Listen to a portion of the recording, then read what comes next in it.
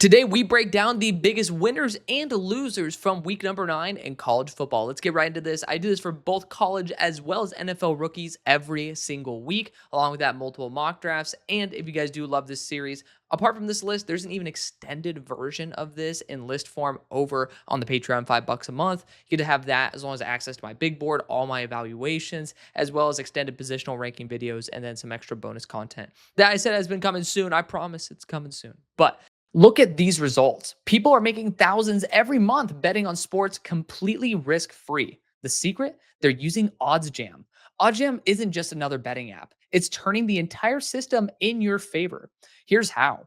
OddsJam uses a strategy called arbitrage, finding odds discrepancies across the sports books. You bet both sides, and no matter the outcome, you will profit. Here's an example. If you bet $500 on Boise State to win on FanDuel and $335 on their opponent San Francisco on DraftKings, you're guaranteed to make $50, win or lose.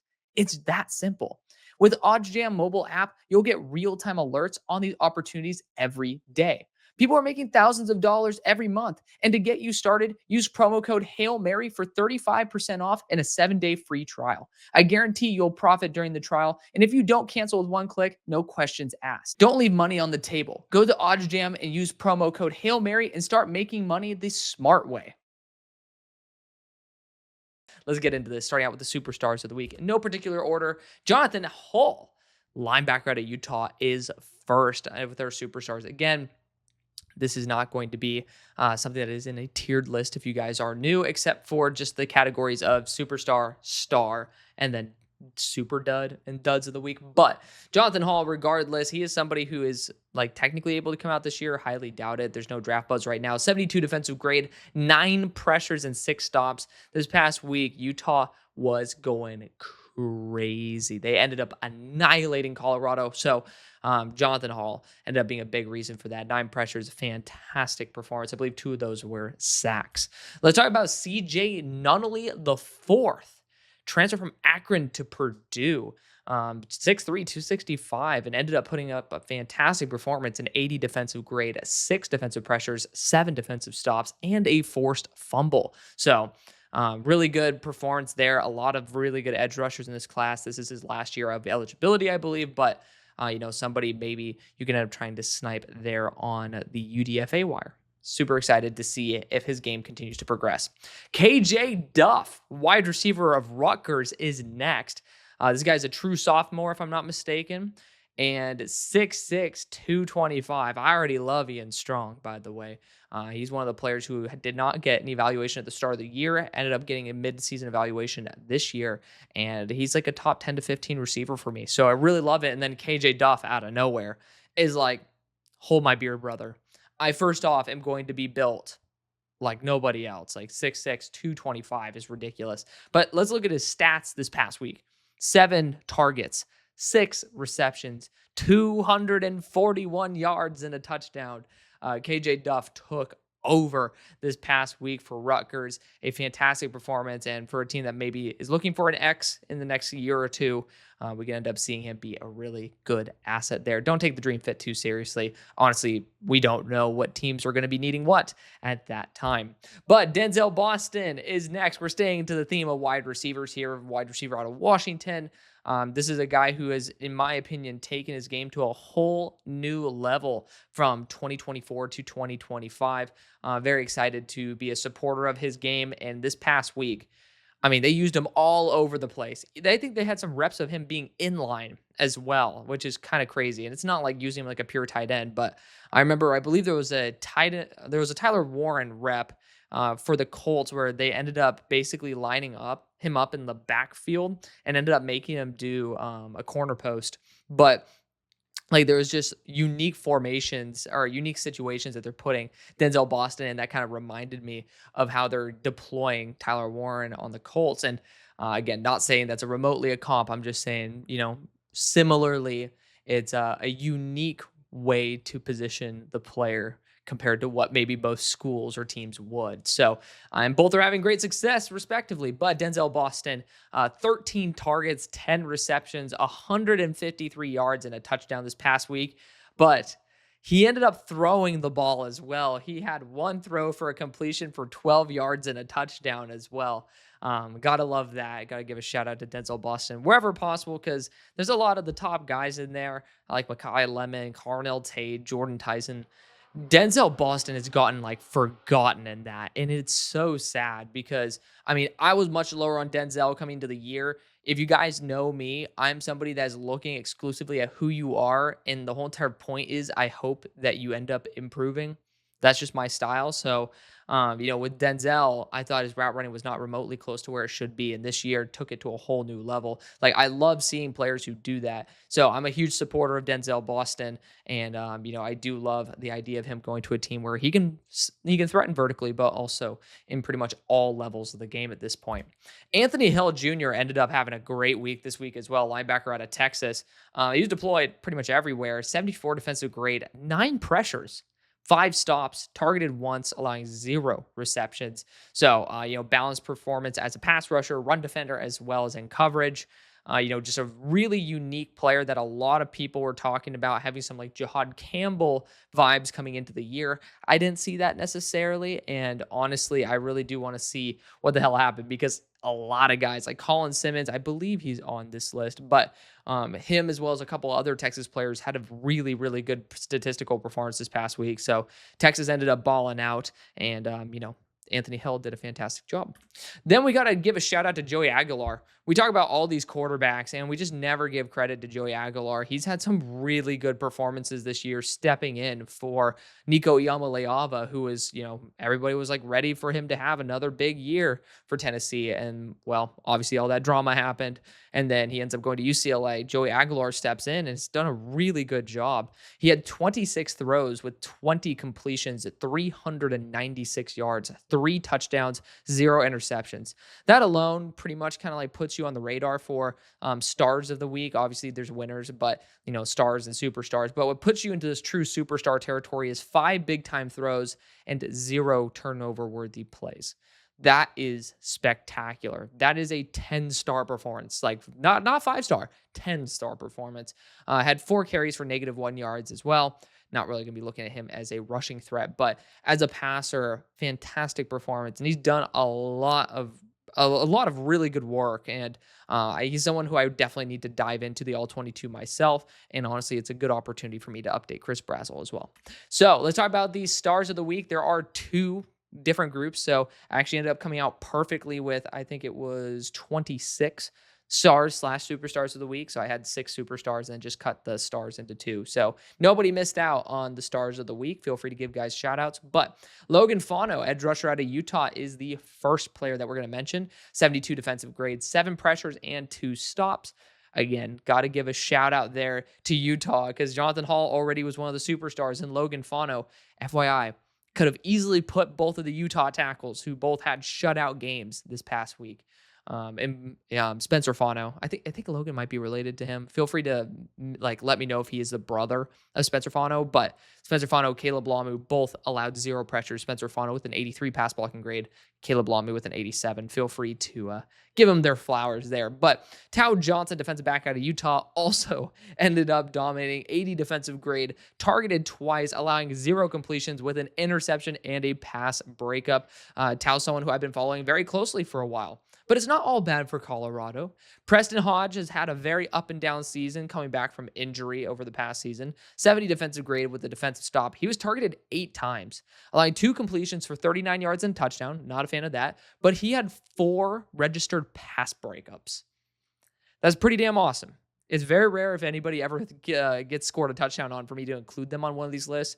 But it's very rare you'll see 4 pass breakups as well, and only allowing 25% catch rate. That's it's commendable. I mean, you end up allowing one mistake on 8 throws. I think it was 20-yard completion for a touchdown. It happens. So, got to give him his love there. Caleb Tiernan as well, one of my favorite offensive linemen in the entire NFL draft. He ended up having a 90 pass blocking grade with 0 pressures allowed.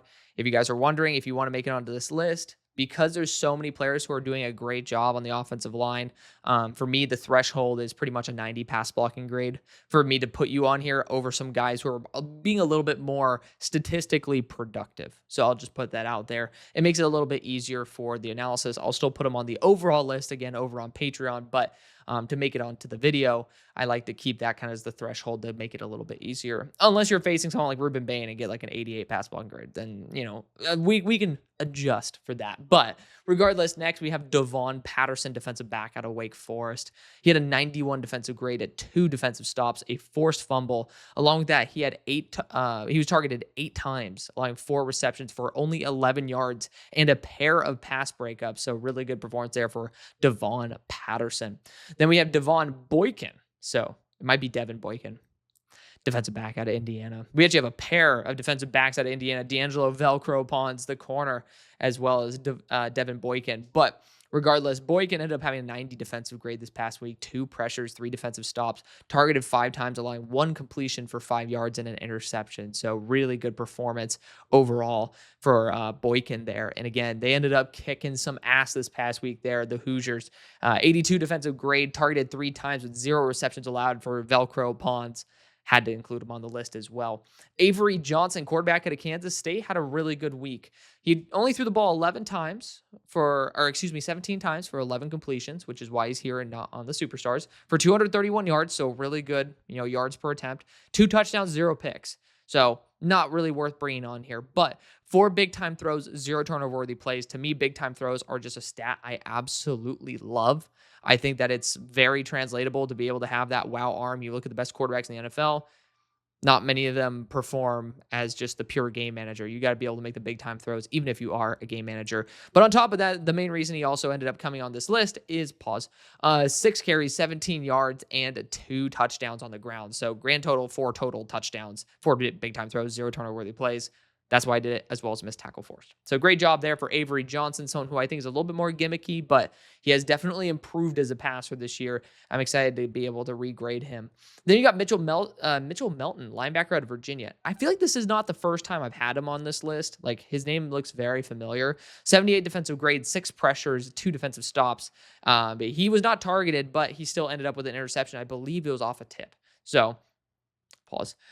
We got a couple bad ones in the past minute, but regardless, good performance there. Prince Uwamiyelen, another guy who I was a big fan of, transferring from Nebraska to Ole Miss, where his brother was playing, and Princely Uwamiyelen, 75 defensive grades, 7 pressures, 3 stops. It's good to see that when he's back healthy, he performs really damn well. It was a fluke injury. I'm not going to try to get on his ass for it. That's why I did not ever include him on the stock down videos, even when he was performing a little bit worse. Because again, you got to have some area of wiggle room for when guys are hurt. But Trinidad Chambliss, quarterback out of Ole Miss, somebody said, I think he was the Kyler Murray of Baker Mayfield's or something like that. Feel free to drop the actual quote. I know that Trevor Sikkema ended up responding to it. Really good analogy, but I just kind of forget exactly what it was off the top of my head. I liked it in the moment. But 44 throws, 24 completions. Want to get that up for 315 yards, a touchdown, and 0 interceptions. He had 4 big-time throws, 0 turnover-worthy plays. He had 12 carries for 53 yards. Did have a fumble, but also had 4 missed tackles forced. Trinidad Chambliss, just a solid. He's had so many good performances, but the question is, how will it translate to the NFL? That's the biggest question mark for a league that only has a certain amount of vacancies. Xavier Atkins is next, linebacker out of Auburn. Auburn's one of my favorite schools, period. I don't know what it is. Maybe big old Drewski ended up, not the expert, ended up getting to my head a little bit. But, it's just been a school that I always revere their defensive talent.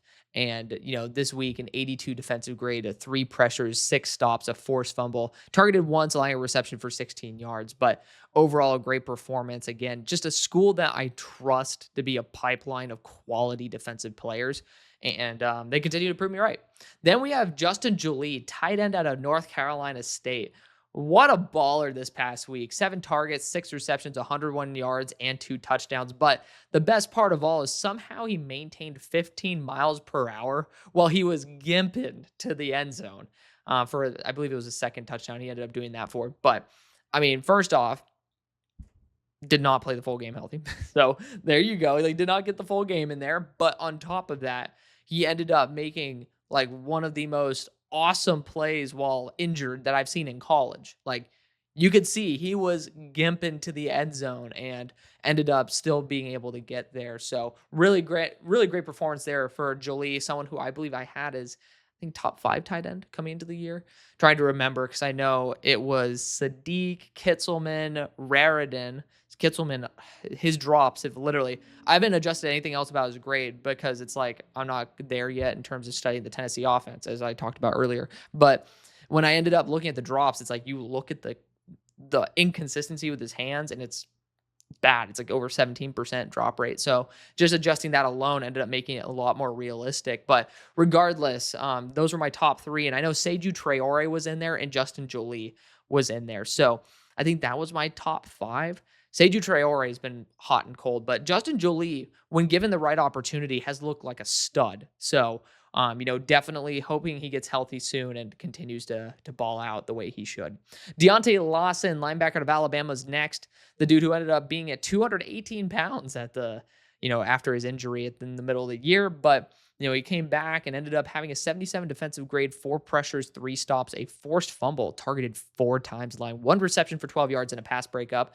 Again, production as a pass rusher, as a run defender, as well as a coverage specialist. So Deontay Lawson's definitely somebody I'm looking to the latter part of day 2, early day 3. We got to see how the health is, the overall build, and then the testing at said size. Yonze Pierre has been on this list twice in a row now. This guy, I believe, is a true sophomore, not in draft eligible, but it's so good you just can't ignore it.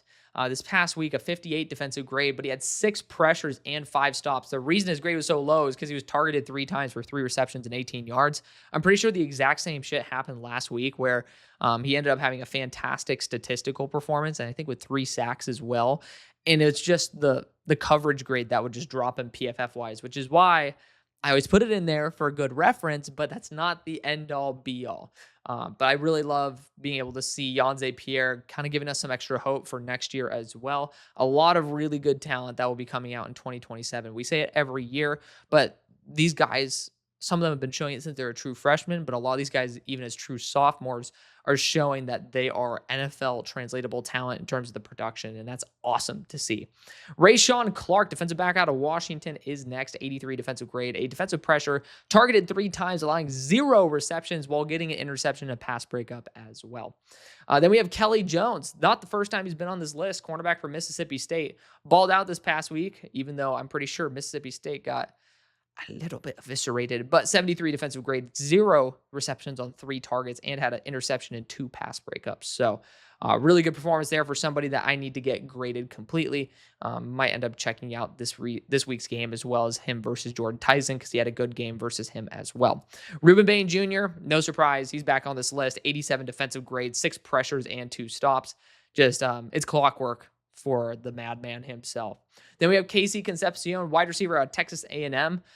Targeted 4 times, getting 3 receptions for 45 yards and a touchdown. Did get a drop, so I'm not a huge fan of that. But he also had a punt return touchdown, so a pair of touchdowns there, and made himself felt as a returner.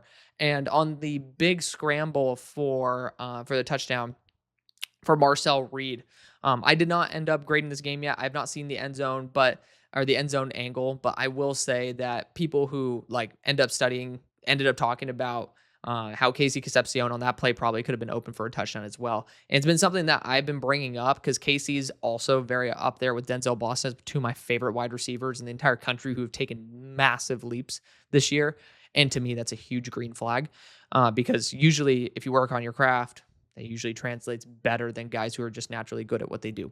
But regardless, KC, I was saying, I think even though he's statistically doing amazing, I honestly think this offense and, Marcel Reed as a quarterback is a little bit holding him back from maybe the yards that, if he was hitting stride, it could have ended up being a touchdown here or would have been, rather than a contested catch and potentially a drop, could have ended up being, actually a little bit more of a secure catch here.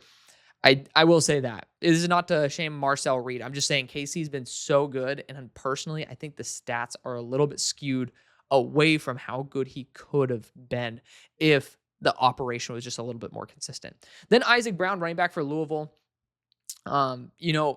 Honestly, something that does bother me with Isaac Brown is the fumbling concerns. He had 14 carries for 201 yards and a touchdown, and I believe a fumble this past week, 5 missed tackles forced. He's like super raw, very, very, very talented. I'll have the pleasure of being able to see him in exactly a month. I think, late November here at SMU. But excited to see him again. 200-yard performance, fantastic there for the star out of Louisville. But let's talk about the duds. Speaking of SMU, we got Kevin Jennings, quarterback for the Mustangs. 39 throws, 21 completions, 172 yards, 0 touchdowns, and an interception.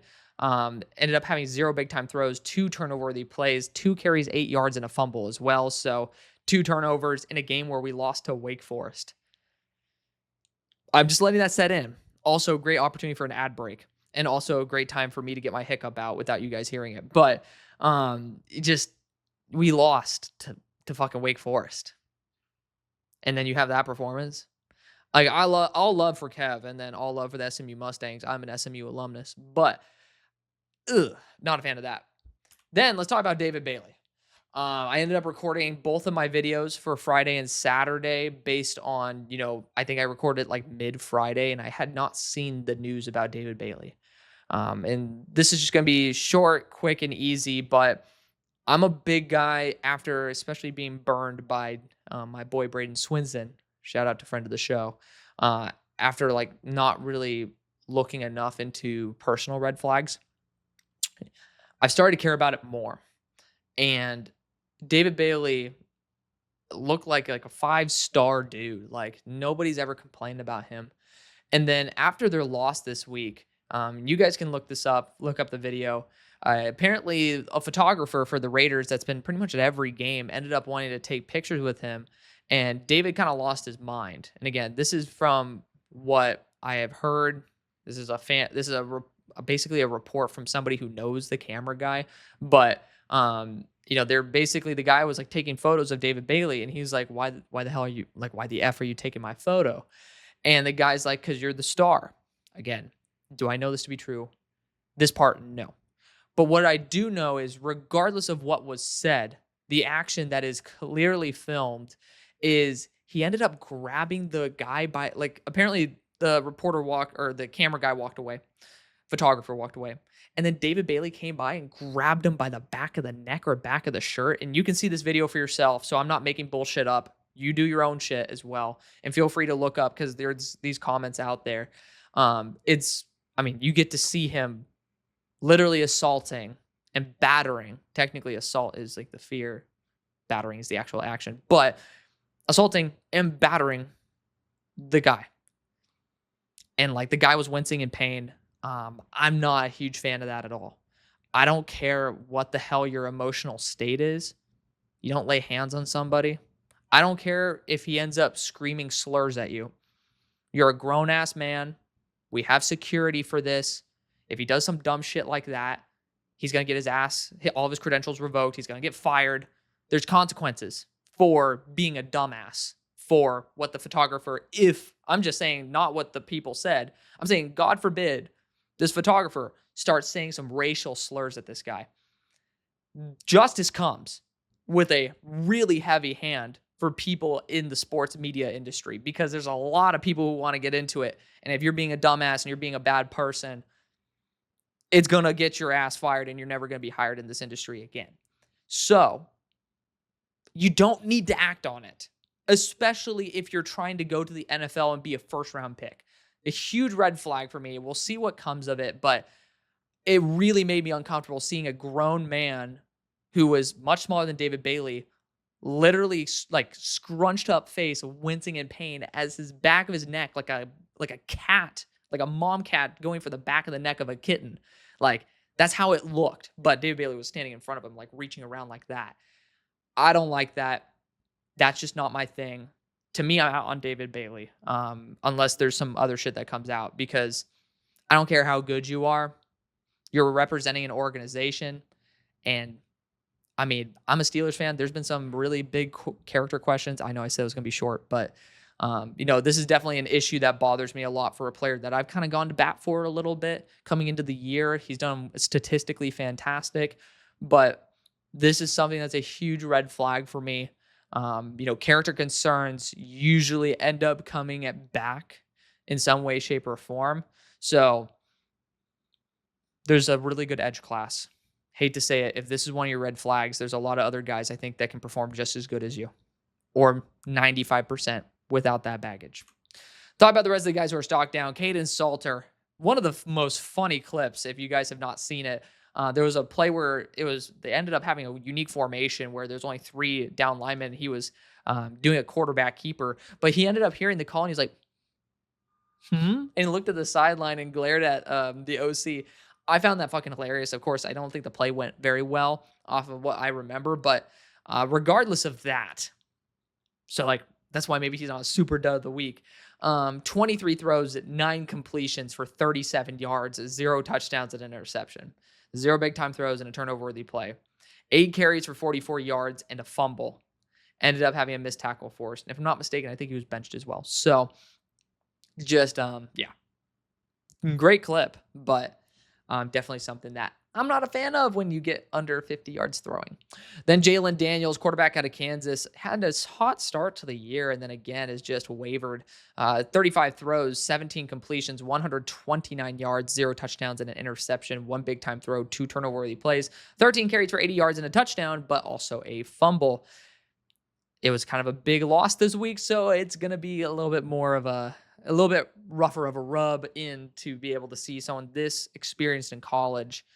First off, pause. But this experience in college have that type of game, because like we've seen Jalen Daniels flash the potential so many times, and it's like you got to be consistent, brother. I hate to say it, you have to be consistent if the NFL is your career. Then we have Taylon Green, quarterback out of Arkansas. Talk about somebody who is like Katy Perry says, hot and cold. You're hot and you're cold.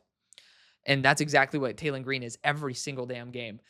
22 throws, 14 completions, 268 yards, a touchdown, and 3 interceptions. 1 big time throw, 3 turnover-worthy plays, 5 carries for 24 yards, and 2 missed tackles forced.